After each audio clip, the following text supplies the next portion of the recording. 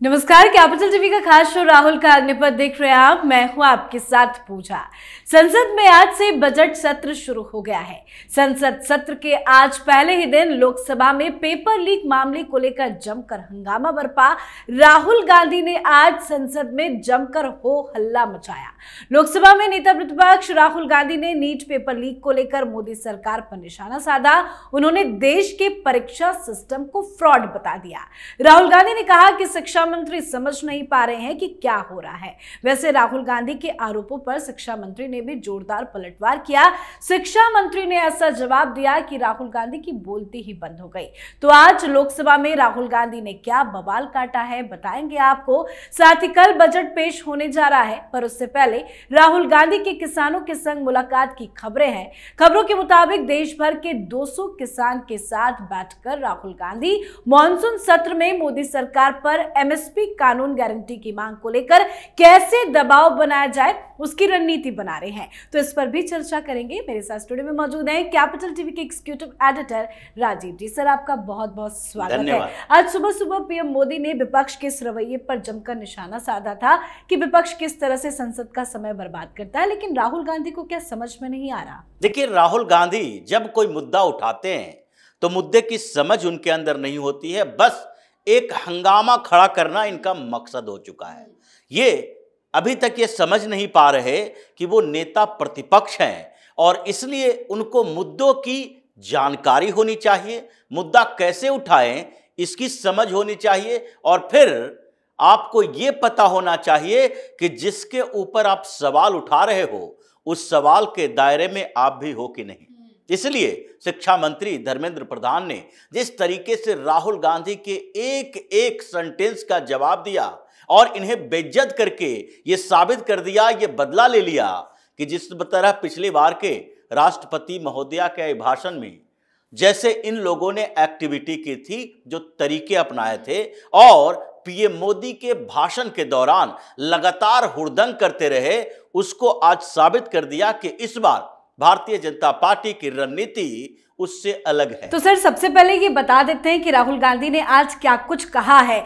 तो आज लोकसभा में राहुल गांधी ने कहा कि ये देश के लिए जानना जरूरी है कि हमारी परीक्षा सिस्टम में दिक्कत है। नीट ही नहीं, सब जगह ये समस्या है। मुझे नहीं लगता कि शिक्षा मंत्री कुछ समझ पा रहे हैं। अभी जो हो रहा है उससे देश चिंतित है। भारतीय परीक्षा सिस्टम फ्रॉड है। लाखों लोगों का मानना है कि अगर आप अमीर है और आपके पास पैसा है तो आप इंडियन एग्जामिनेशन सिस्टम को खरीद सकते हैं। आप क्या कर रहे हैं, सिस्टमेटिक लेवल पर क्या कर रहे हैं, कुछ अता पता नहीं है। राहुल गांधी ने तो पूरे शिक्षा प्रणाली को, पूरे सिस्टम को ही फ्रॉड बता दिया। ये राहुल गांधी अगर जानना चाहते हैं कि एनटीए क्या है, नेशनल टेस्टिंग एजेंसी, और राहुल गांधी ये चाहते हैं जानना कि यूपीएससी क्या है, बीपीएससी क्या है, केंद्र सरकार कैसे एग्जामिनेशन लेती है, या फिर राज्य सरकार अपने यहाँ एग्जामिनेशन किस तरीके से निर्धारित करती है, तो इसकी जानकारी के लिए हर वेबसाइट पर यह जानकारी उपलब्ध है कि पैटर्न क्या है। दूसरी बात, जहां तक नीट एग्जाम की बात है, नीट परीक्षा में पेपर लीक हुए, ये सरकार भी मानती है, शिक्षा मंत्री भी मान रहे हैं। अगर नहीं मानते तो उसके बाद सीबीआई की इंक्वायरी नहीं होती, 12 से 15 लोगों की गिरफ्तारी नहीं होती, एम्स तक से इसके जो तार जुड़े हुए हैं, जिस तरीके से ये लोग दूसरे के बदले एग्जाम देते हैं, उन जोड़कर तार को वहां से गिरफ्तारी नहीं किया जाता। और ये पूरे सिस्टम में कौन कौन लोग शामिल हैं, यानी कि जो ये रैकेट चल रहा है पेपर लीक का, उसको क्रैक करने के लिए सीबीआई इंक्वायरी की जरूरत ही महसूस नहीं होती। सरकार भी मान रही है कि कहीं न कहीं चूक हुई है और इस मामले को सुप्रीम कोर्ट में सरकार जस के तस रख रही है। वहां भी फैसला होने वाला है कि आगे क्या किया जाना चाहिए। लेकिन जहां तक एनटीए का सवाल है, आपने सवाल उठा दिया, राहुल गांधी बोल रहे हैं कि पूरा जो एग्जामिनेशन सिस्टम है ये फ्रॉड है। अगर फ्रॉड है तो फिर क्या अभी फ्रॉडगिरी शुरू हुई है या फ्रॉड पहले से था? अगर एनटीए की बात है, आपको उसके ऊपर सवाल उठाना है, तो ये एजेंसी जो है 2010 में बनी थी। 2010 में किसकी सरकार थी? ये सरकार भारतीय जनता पार्टी की तो थी नहीं, आप ही की सरकार थी, आपके प्राइम मिनिस्टर थे। आपने क्या सोचकर एनटीए का गठन किया? ये तो आपको बताना पड़ेगा। हाँ, उसमें कुछ सुधार की गुंजाइश थी, ये सुधार लाने के बाद से फिर इसको एग्जाम कंडक्ट कराने के लिए अधिकार दिए गए और पूरे देश में ये व्यवस्था लागू की गई। ये पहली बार तो हुआ नहीं, 2016 के बाद से चल रहा है और उसके बाद हर बार पेपर लीक तो होता नहीं। पेपर लीक तो आपके गवर्नमेंट यानी कि जब राजस्थान में कांग्रेस की सरकार थी उस समय भी हुए थे और उस समय अशोक गहलोत ने भी जांच बिठाई, लेकिन फंसा कौन? कांग्रेस का ही नेता। इसलिए ये सब चुप्पी साध के बैठे रहे। ये जो पूरा सिस्टम बनाया हुआ था यूपीए की सरकार कांग्रेस के सरकारों के समय से, उस सिस्टम को ठीक करते करते अभी काफी समय लगेगा। इसलिए धर्मेंद्र प्रधान ने बताया कि आपको अगर लगता है पूरा सिस्टम खराब है, ये एग्जामिनेशन का सिस्टम ही गड़बड़ है, तो आपके अंदर क्षमता है तो आप एक ब्लूप्रिंट तैयार करके दो। जरूरत तो इस बात की है कि सब मिल बैठकर ये तय करें। आप सर्वदलीय बैठक में वो ब्लूप्रिंट देना चाहिए, ये बताना चाहिए कि देखिए शिक्षा व्यवस्था में ये सुधार की जरूरत है, एग्जामिनेशन सिस्टम में इन सुधारों पर चर्चा होनी चाहिए। लेकिन आप करते क्या हो? आप उन लोगों के इशारे पर काम करते हो जो कि पहले से ही इस पुराने सिस्टम से करोड़ों अरबों डकार रहे थे। राहुल गांधी ने स्टालिन को आश्वासन दिया था, एमके स्टालिन को, कि हम नीट के मामले में संसद के अंदर हंगामा खड़ा करेंगे, क्योंकि जो स्टालिन की मांग थी कि तमिलनाडु का कोटा इसमें बढ़ाया जाए, हम अपना एग्जाम खुद से लें। हमारे यहां ज्यादा मेडिकल कॉलेज है तो मैनेजमेंट कोटा भी ज्यादा होगा। मैनेजमेंट कोटा का मतलब होता है कि बाहर से आए एग्जाम देने की जरूरत नहीं, आप 5 करोड़ रुपया खर्च करो, एमबीबीएस डॉक्टर बन जाओ। तो ये जो करोड़ों अरबों का कारोबार तमिलनाडु में, कर्नाटक में, यहां पश्चिम बंगाल में, जो कि ममता बनर्जी सामने आ गई है, ममता बनर्जी को भी आश्वासन दिया गया था कि इस मामले में हम लोग एकजुट हों ताकि सरकार ये तय कर ले कि नेशनल स्तर पर नीट जैसे एग्जाम नहीं होंगे, बल्कि हर स्टेट के मेडिकल कॉलेज हैं, कहीं ना कहीं स्टेट में ही मेडिकल कॉलेज होते हैं, और फिर उसके बाद केंद्रीय मेडिकल कॉलेज हैं जो सेंट्रल गवर्नमेंट चलाती है, यानी हॉस्पिटल एंड कॉलेज, जैसे एम्स है, जैसे सफदरजंग है, ये सब केंद्र सरकार के अंतर्गत है, दिल्ली सरकार के अंतर्गत नहीं आती है। तो इसलिए जो स्टेट का मेडिकल कॉलेज एंड हॉस्पिटल है उसके लिए एग्जाम स्टेट गवर्नमेंट ले, ये इन लोगों की मांग है और ये चाहते हैं कि जब हमारा वर्चस्व हो जाएगा, ममता बनर्जी भी यही चाहती है कि जब मेडिकल कॉलेज में एडमिशन के लिए हम निर्धारित करेंगे, एग्जाम हम लेंगे, तो उसके बाद तो खुल्लम खुल्ला छूट मिल जाएगी। क्योंकि अभी तक पश्चिम बंगाल में 1-2 मामले नहीं आए, टीचर्स भर्ती घोटाला, फिर कारपोरेशन में कर्मचारियों की भर्ती का घोटाला, जहां जहां भर्ती सरकार ने कराई है यानी अपॉइंटमेंट हुआ है, जो एग्जाम हुए हैं, उसमें पेपर लीक का तो सवाल ही नहीं है। पेपर लीक में तो 1500 लोग आएंगे, लेकिन उसमें तो पूरा का पूरा सिस्टम ही हाईजैक कर लिया गया है। आपको कितना नंबर आता है उससे कोई मतलब नहीं है, आपकी नियुक्ति होगी तो होगी। ये पूरा इन लोगों ने रिजल्ट ही आउट नहीं किया। कलकत्ता हाईकोर्ट में जब मामला गया तो टीचर भर्ती घोटाला सामने आया। तो ये सिस्टम वही लागू करना चाहते हैं, तमिलनाडु के गवर्नमेंट चाहती है। ये जो अरबों का कारोबार और जिसमें सैकड़ों करोड़ पार्टी के फंड में जो मेडिकल कॉलेज प्राइवेट है वो दे दिया करता था, और उसके बाद इनके अपने पैसे जो आते थे वो तो ब्लॉक हो गया। अब तो केंद्र सरकार ले रही है एग्जाम, अब हमारे पास कोटा बचा है, जो केंद्र सरकार का 15% का कोटा मेडिकल कॉलेज में जो है, ऑल इंडिया कोटा जिसको बोलते हैं, उसमें छात्र आएंगे।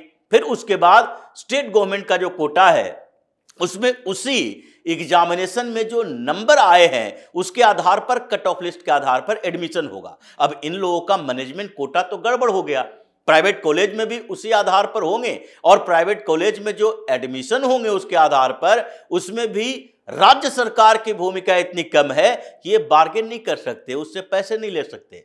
तो इन लोगों के एजेंट बन के राहुल गांधी वहां गए और राहुल गांधी ने यह मुद्दा उठाया पेपर लीक का, और फिर उसके बाद सवाल खड़ा जो करना शुरू किया, वहीं पर वो फंसते नजर आए। क्योंकि आप जो समस्याएं गिना रहे हो वो आपके लेवल की नहीं है। चाय की दुकान चलाने वाला व्यक्ति भी ये जानता है सामान्य से सामान्य लोगों के पास भी यह जानकारी है कि समस्या क्या क्या हो सकती है। पेपर लीक हुआ है, यह समस्या है, सरकार भी जानती है। सरकार की तरफ से उसके समाधान की कोशिश की जा रही है और आपके तरफ से उस समस्या को बढ़ाने की कोशिश की जा रही है। यहीं पर धर्मेंद्र प्रधान ने जिस तरीके से राहुल गांधी को बेइज्जत किया है, ये बैठकर जो पहले मुस्कुराते थे, इनकी मुस्कुराहट खत्म हो गई और फिर कांग्रेसियों को भागना पड़ा इधर उधर जाकर, क्योंकि इस बार राहुल गांधी का सामना पीएम मोदी से नहीं था। राहुल गांधी के सामने पीएम मोदी के एक मंत्री खड़े थे जो ये समझेंगे कि तुम नेता प्रतिपक्ष हो, हम मंत्री हैं, तुम्हारी इज्जत इतनी ही है कि तुम्हें कांग्रेस ने नेता प्रतिपक्ष बनाया है, सामान्य सांसद हो, यहां पर तुम्हें कैबिनेट मिनिस्टर का दर्जा दिया गया है सरकार की तरफ से। इसलिए इन सवालों के जवाब से पहले आप ये समझ लो कि ये पूरी प्रक्रिया क्या है। आपने तो यूपीएससी पर भी सवाल उठा दिया, आपने एनडीए सीडीएस के ऊपर भी सवाल उठा दिया कि जो पैसे वाले हैं वो पद खरीद लें। तो फिर ये जो राजनीति चली थी और ये जो सिस्टम था, ये कांग्रेस के समय का सिस्टम था। जिसके पास पैसा है वो पैसे से अधिकारी बन जाता था। डीएसपी बनने के लिए स्टेट गवर्नमेंट एग्जाम लेती है पीसीएस की, और उसके लिए कितना करोड़ दिया जाएगा ये हरियाणा सरकार ने, कांग्रेस की सरकारें थी उस समय, निर्धारित किया गया था कि 5 करोड़ दीजिए डीएसपी बन जाइए, आप 4 करोड़ दीजिए एसडीएम बन जाइए। ये सारे निर्धारित रेट थे कांग्रेस की सरकारों के समय में। अब उसको सिस्टम को बदला जा रहा है तो इन लोगों को चिढ़ हो रही है, लीकेज है, समस्याएं है, जिसके समाधान की तैयारी चल रही है। आप अगर उसमें भूमिका निभाना चाहते हो तो समाधान की सूची तैयार करो, सरकार को रिकमेंड करो, और सरकार अगर उस पर कार्रवाई नहीं करती तब सवाल उठाओ कि हमने ये बात बताई थी, ये सुझाव दिए थे, उस सुझाव पर अभी तक अमल क्यों नहीं हो पा रहा है। लेकिन राहुल गांधी की चालाकी देखिए, जब सर्वदलीय बैठक हो रही थी तो राहुल गांधी तो गायब था, उसको तो कहीं आता पता नहीं। गौरव गोगोई को भेज दिए, जयराम रमेश को भेज दिए, और वहां गौरव गोगोई अपनी राग और जयराम रमेश क्या वहां से खबरें लीक कर रहे हैं। ये इन लोगों का चरित्र हो गया है कि वहां पर बैठे हैं सारे नेता, वहां पर इंटरनल बातें हो रही है, एक दूसरे से डिमांड की बातें हो रही है, और ये वहां से खबरें लीक कर रहे हैं। इन लोगों को किसी कमिटी में रखा जाएगा, फिनांस कमिटी में रखो, डिफेंस कमिटी में रखो, और कमिटी के अंदर जो बातचीत हुई वो सिक्योरिटी वाले सारे बातचीत तुम लीक कर दोगे तो तुम्हारे ऊपर भरोसा ही नहीं है। इसलिए अब इन लोगों को सुरक्षा संबंधित बातें तो बताई जानी नहीं चाहिए। जैसा कि पीएम मोदी ने पिछली बार कहा था कि देश की सुरक्षा के साथ खिलवाड़ करने वाले कौन है जानते हैं, लेकिन सुरक्षा के साथ खिलवाड़ करने वाली वो सारी बातें हम सार्वजनिक तौर पर नहीं बता सकते। इन लोगों को चुन चुनकर जवाब दिया जाएगा। यही आज संसद के अंदर राहुल गांधी के पहले दिन की पूरी कुंडली रही, जिसके कारण उनको भागना ही पड़ा। बिल्कुल, ये तो बात वही हो गई कि वाकई में इसी को देखते हुए जनता ने भी राहुल गांधी और पूरी कांग्रेस पार्टी पे भी भरोसा तोड़ दिया है। लेकिन नीट को लेकर राहुल गांधी की सेटिंग जिस तरह से एक्सपोज हुई है, जो आपने बताया, लगता है किसानों को लेकर भी राहुल गांधी यही कह रहे हैं, क्योंकि खबर है कि किसानों से मुलाकात कर एमएसपी को लेकर वो सरकार पर दबाव बनाने की रणनीति बना रहे हैं। देखिए, जिस तरीके से ये किसान आंदोलन कर रहे थे, पिछले बार पिट पिटाकर भागे हरियाणा बॉर्डर से, अब जब हाई कोर्ट से सहारा मिला तो इन लोगों ने आंदोलन करने की बात नहीं की, एक नया सेटिंग करना शुरू कर दिया। ये कहते हैं संयुक्त किसान मोर्चा अराजनैतिक। ये अराजनैतिक है, अपॉलिटिकल बताता है ये अपने आप को, जिसमें 200, 250, 150 जितने प्रतिनिधि आ सकते हैं ये लोग आते हैं। लेकिन अराजनैतिक कैसे है? इसने पहले अनाउंस कर दिया कि भारतीय जनता पार्टी के अलावा एनडीए के जो भी पार्टनर हैं वो नेता भी हमसे मुलाकात कर सकते हैं। कांग्रेसी कर ही सकते हैं, विपक्ष में सारे नेता कर सकते हैं। राहुल गांधी को बुलाया है बात करने के लिए। जब तुम्हें पता है कि तुम्हारी समस्या का समाधान सरकार कर सकती है, ये लोग सिर्फ हंगामा कर सकता है। अगर विपक्षी पार्टी के नेता एमएसपी की गारंटी की बात करेंगे तो संसद में सिर्फ कोलाहल करेंगे, लागू तो सरकार को करना है। आपको सरकार से बात करनी चाहिए। कृषि मंत्री बात करने के लिए तैयार हैं कि हम कैसे गारंटी दे सकते हैं। अब शिवराज चौहान पीछे नहीं हट रहे, वो सामने में बात करने के लिए तैयार है कि आके हमसे बात करो, हम भी किसान का बच्चा है, हम जानते हैं कि तुम्हारी औकात क्या है, तुम लोग किसान नहीं बल्कि दलाल हो, तुम हमसे बात करो कि कैसे एमएसपी की गारंटी लागू होती है। एमएसपी आज का सवाल है। राहुल गांधी जब उस मीटिंग में जाएंगे तो इनसे क्या पूछा जाएगा कि तुम्हारी सबसे ज्यादा सरकार रही है 1947 से अब तक, तुमने एमएसपी के लिए क्या किया अब तक, जो आज आए हो एमएसपी की गारंटी सरकार से लागू करवाने के लिए। लेकिन इन लोगों का काम है देश में अराजकता का माहौल क्रिएट करना। जब इनको लोकसभा चुनाव में बहुत ज्यादा असर नहीं दिखाई पड़ा कि हम कुछ नहीं कर पाए, अब 3 राज्यों में विधानसभा चुनाव होना है, उससे पहले इन लोगों को फिर से हंगामा करना है। ये चुनावों के पहले ये उस मेढक की तरह बाहर निकलते हैं जैसे बरसात में वो लोग निकलते हैं टर करने के लिए। और यही वजह है कि अब इन लोगों की विश्वसनीयता खत्म हो रही है। सरकार भी इनकी बातों पर अब ध्यान देना बंद कर चुकी है। सर, बहुत बहुत धन्यवाद सर समझाने के लिए। धन्यवाद। तो राहुल गांधी पूरे मूड में है कि फिर से सत्र का समय बर्बाद करे, हो हल्ला मचाए और सदन की गरिमा को तार तार करे। बेफजूल के मुद्दे उठाकर लोगों को गुमराह कर रहे हैं। पर आज से सत्र की शुरुआत तो हो गई है, पर इस पर राहुल गांधी की एक गलती भी उन पर अब भारी पड़ने वाली है। इस पर आप अपनी राय कमेंट कर लिखें। देखते रहिए कैपिटल टीवी। नमस्कार।